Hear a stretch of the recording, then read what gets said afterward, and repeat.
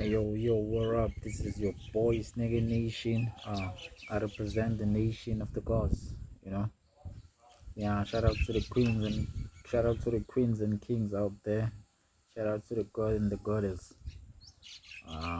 Today I wanna us to talk about another topic that has been fascinating people out there. So yeah, to us we're not fascinated anymore because we have been involved and engaged to some rituals, to some awaken process.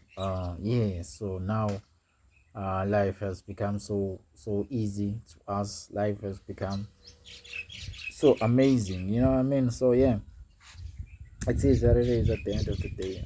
What it is, it is. That's not. It's not. So you're not gonna be wasting time.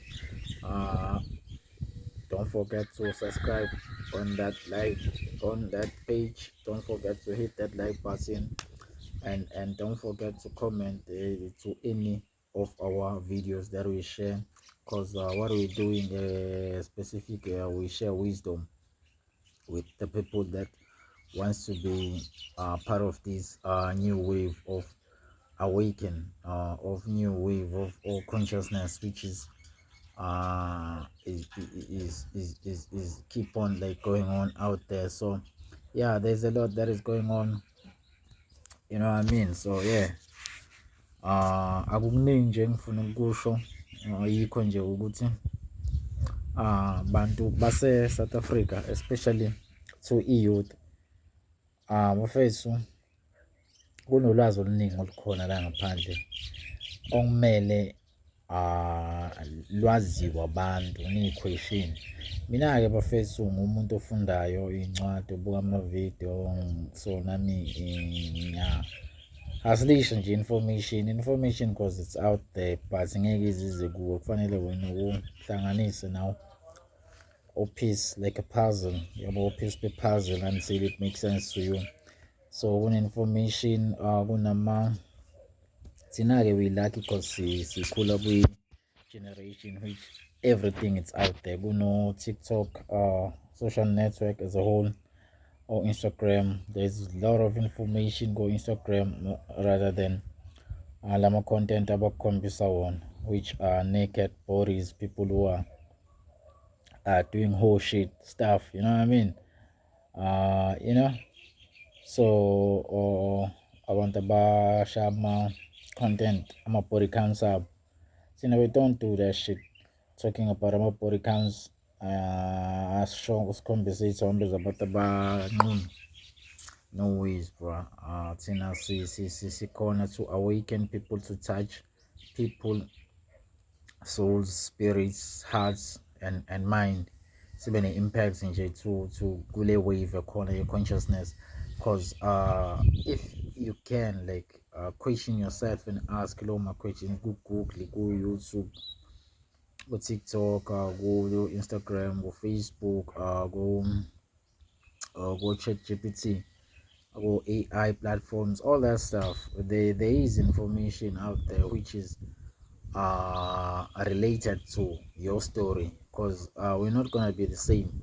We are the same as we're not the same. We are connected as human beings, but our story, our timelines, our frequency, our energy, our vibration, our multiverse, we may be not the same. You know what I'm saying? Because we live in different spaces, you know. So yeah, shout out to people who still figuring out how to handle this, because hey, this is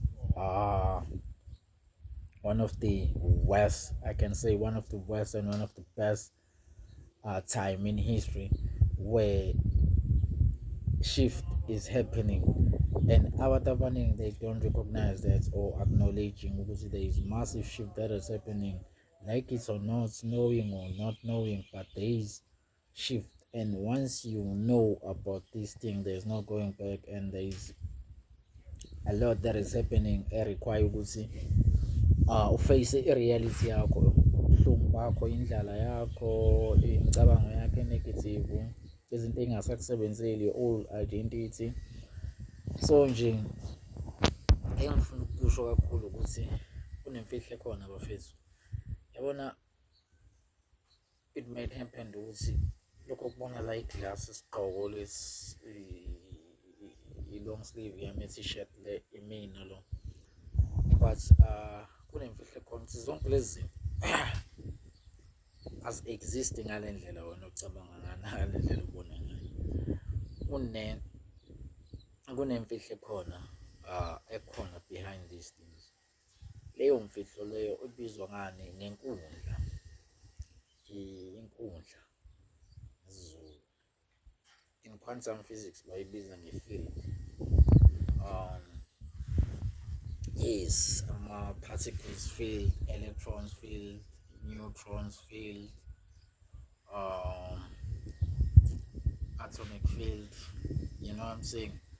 Quantum physics theory. Yes, kuningi nje okwenzakalayo behind the scenes. Even umoya uwubonayo lodlula lapha phambi kwami, or in between le phone le